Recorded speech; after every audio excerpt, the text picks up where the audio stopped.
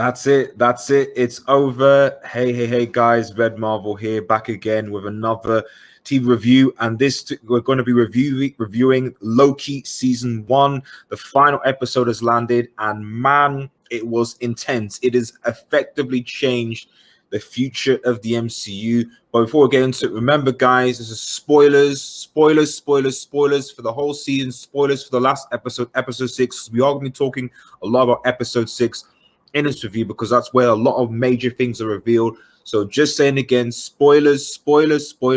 Don't perceive spoilers. You have been warned. This is spoilers for the Loki Season 1, including episode 6. Please do not watch or go further if you do not want to be spoiled. So you have been warned.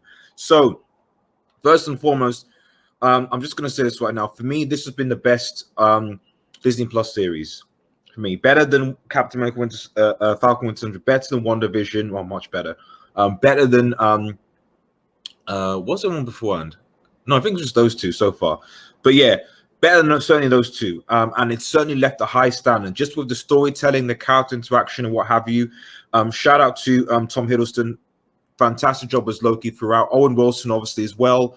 And they did a fantastic job with this series. And right off the bat, you know, certainly in the first two episodes, they really set the pace, the time versus authority thing, and what they're doing with them. But you can kind of see what Kevin Feige was now trying to do with this season and trying to plan. I mean, effectively, what I'm saying here is that like this season has effectively laid stepping stones for the MCU going forward. It has radically changed things, and the very concept of introducing time and the manipulation of time, the authority of time in it, is key. And the establishment of the time versus authority that you see, we find obviously as we go on that things are not how they seem. The timekeepers that protect all time ultimately end up being fake, not real.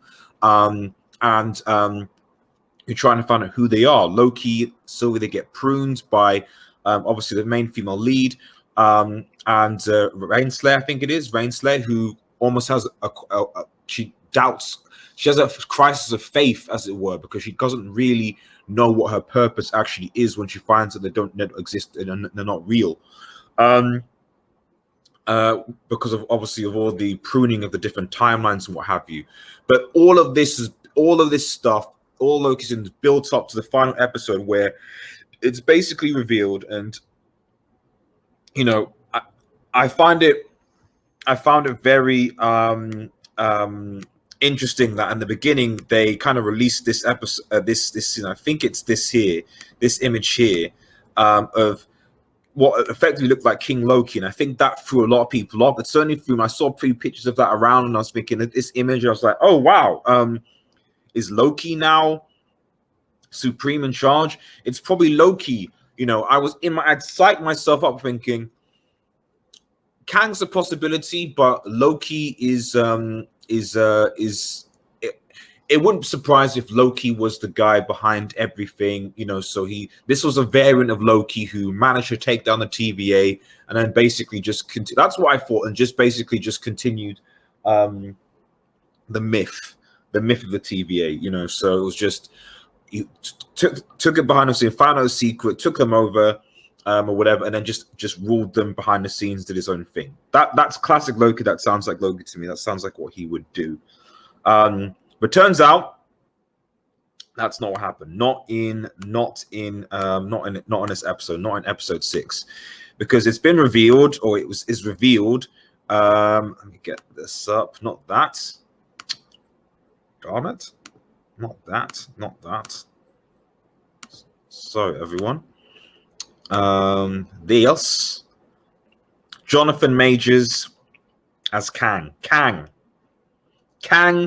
MCU. Now, he doesn't actually say the name Kang, but you know, he's revealed as the one who remains. We're going to spend the rest of the season really dissecting them, because there's a lot to dissect. There's so much to dissect from episode 6, and it just explains everything. So there's a lot really to dissect from this. So first and foremost, Kang, like I said, it's not, he doesn't say you know, that he is called Kang, but he mentions, like, you know, I've been called many things, you know, a jerk, a ruler, a conqueror, etc., etc., etc. You know, that's one of the things that he, you know, says in his exposition when you see him. But he's basically known as the one who remains. Effectively, what this version of Kang, or let's call him the one who remains, says, because I want to go into the different theories in a second, is that basically he sort of says, essentially what he says is that, like, at the end of time, because he's existed at the end of time, they come, Sylvie and Loki, they go through, they're invited in, and almost in like a trial presence, like he's almost expecting them to come in. You know, it's almost like he was doing some sort of trial. He anticipated what's going to happen, and the one who remains, basically, says to Sylvie and Loki, "Okay, I know everything that you're going to do. I know it. I've got all the knowledge. I know what's going to happen, up until, you know, a certain point. He knows what they're going to do, how they're going to prevent, etc., etc., etc." And they're just stunned because they're like, what can we do?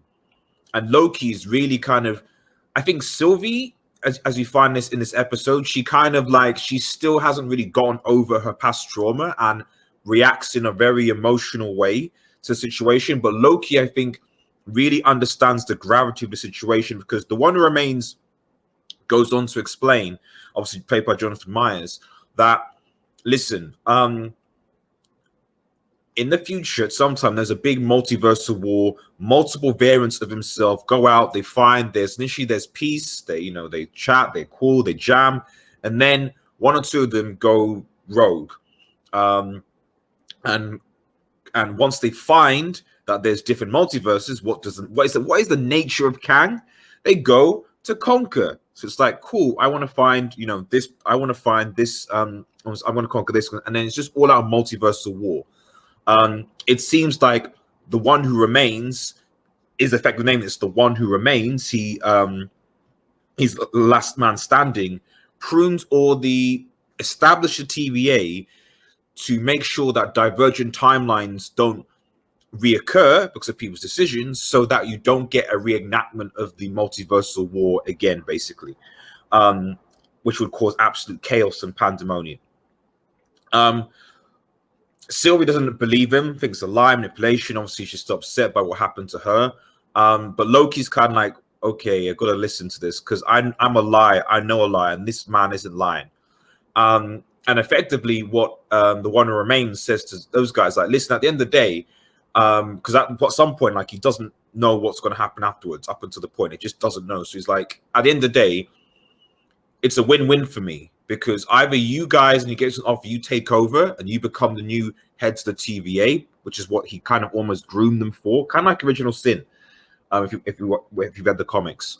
So basically, it's either like, right, okay, either you take over and establish my thing and keep the pruning to prevent cataclysm, or you kill me. But then the thing is, there's gonna be, you killing me is gonna lead to, obviously, the reestablishment of the multiverse, or multiple timelines, which is gonna lead to multiple infinite variants of me, and you're gonna reignite the war again, and you're gonna bring back potentially a bad version of me. Because even though this guy, this one remains, this conqueror Kang, you know, he kind of goes in on Sylvie and says, grow up, which she should. She should have grown up, Sylvie. Grow up. It wasn't personal. It's a greater good thing, and he did bad things to ultimately protect the greater good, which is which is a lack of conflict, peace. And now what's happened is that now of the unleashment, because essentially you have a really touching moment between Sylvie and Loki, and they share a moment that's great. Loki pleading with Sylvie to not kill Kang. They fight, they conflict, and when you think that Sylvie kind of comes to Loki's understandings, she just boots him back through the time and portal, and you're just like, oh no. So she goes in, she acts emotion, you know, and then she's like, "Aren't you gonna beg for your life?" And it's just like either or, and it's like, so, you know, and it's a bit annoying because I didn't like the Sylvie character, but you are kind of like, my goodness, so, like Kang said, grow up. You don't. Are you honestly think you didn't really understand the situation where, like, so she obviously kills this variant who, in my opinion, possibly maybe this guy might be Immortus. Because if you know the comics, you know, Kang has various forms. I think Ramatat, so Kang the Conqueror, Immortus, Iron Lad, I think.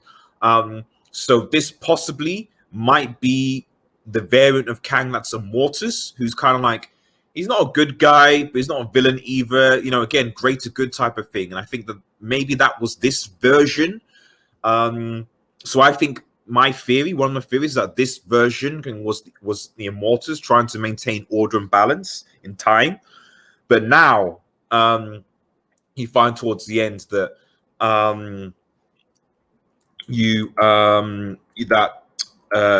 after Sylvie kills, obviously, let's call him Immortus. The one remains. Let's call him Immortus. Loki goes back. He sees Owen Wilson, you know, Mobius, and it's like, bro, you know, no, this guy's powerful. Blah, blah, he's rambling. What's going on? We need to prepare for war. It's going to be absolutely manic. And then they're like, who are you? We don't know. Who are you? What's going on? And Loki then suddenly sees a statue of my man Kang.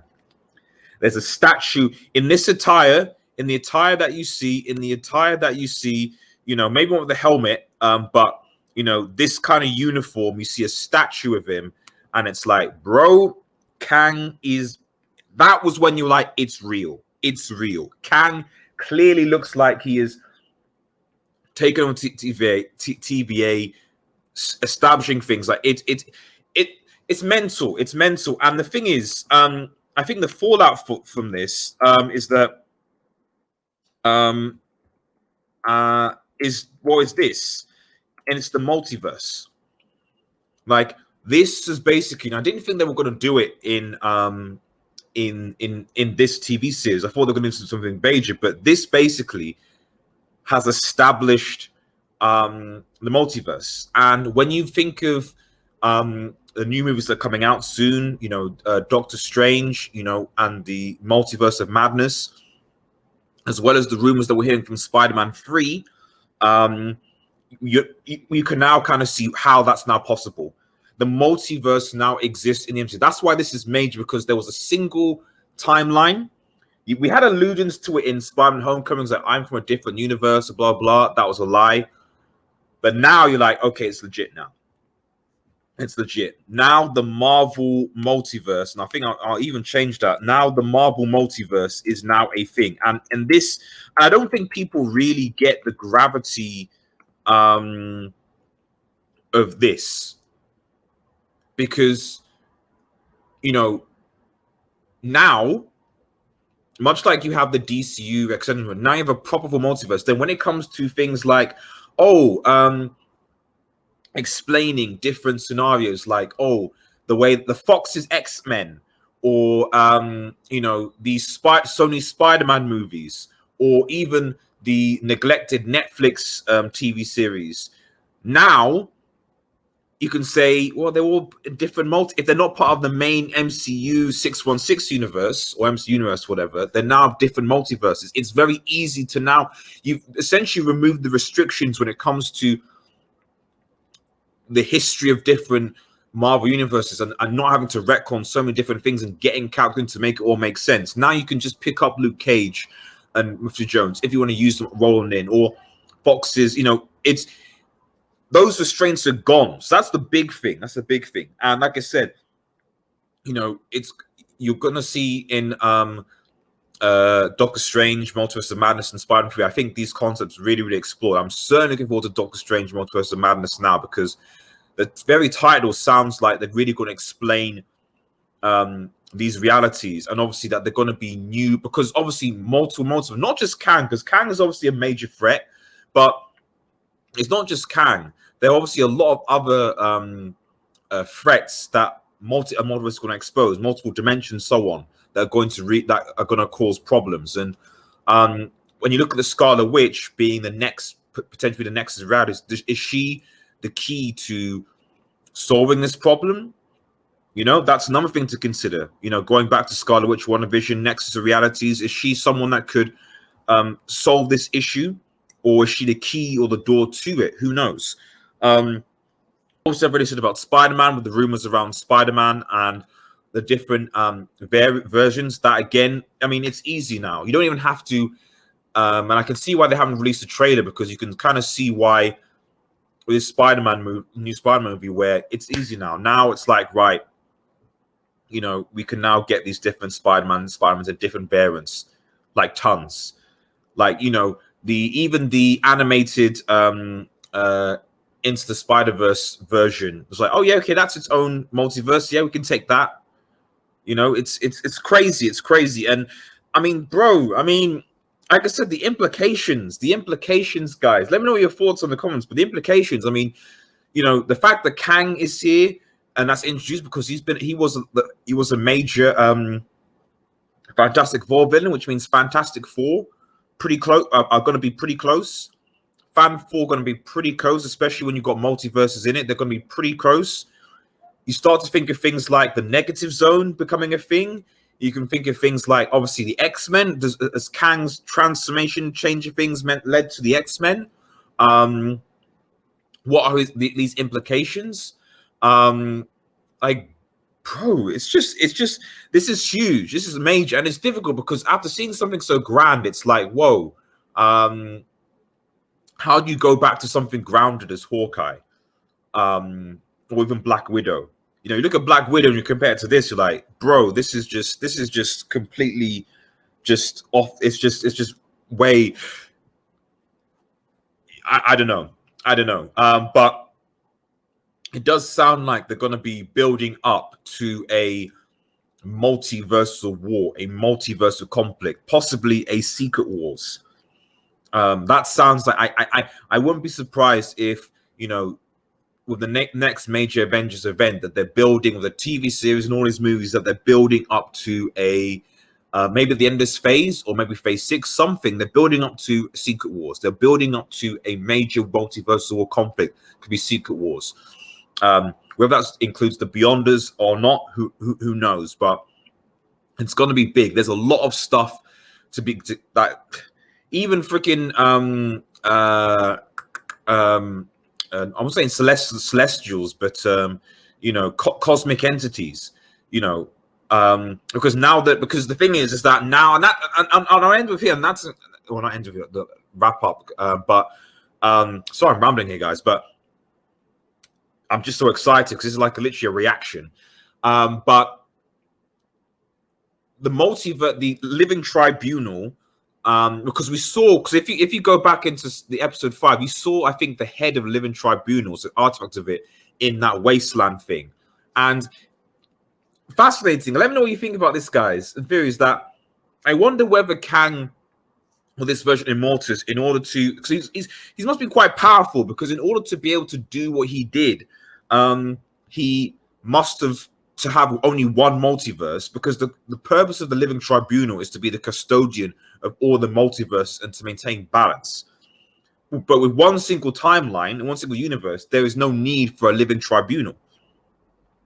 I think the cosmic entities are be around, like Infinity and stuff like that, yeah, in that one universe, but no Living Tribunal.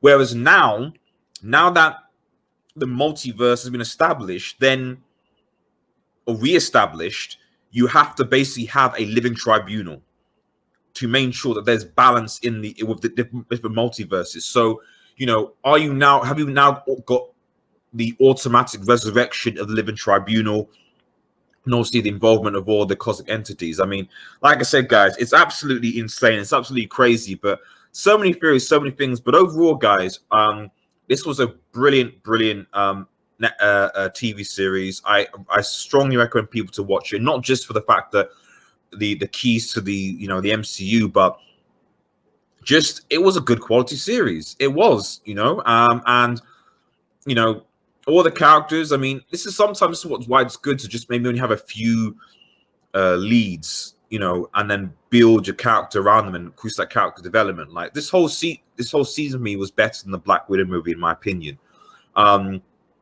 I'm so looking forward to season 2 and how they basically go from here. I would give this season a good 4. I'll say, yeah, 4.5 out of 5. Especially, I think the final, it'd been 4 out of 5, 4 stars out of 5. But I think the final episode nicked it to 4.5 stars out of 5, because that just blew me away with the amount of stuff that they revealed, guys. But yeah, guys, let me know your thoughts on this Loki season, the episode, the MCU going forward. Remember, like, share, and subscribe to Red Marvel. Comment below, subscribe. Have a nice day, everyone, and cheers.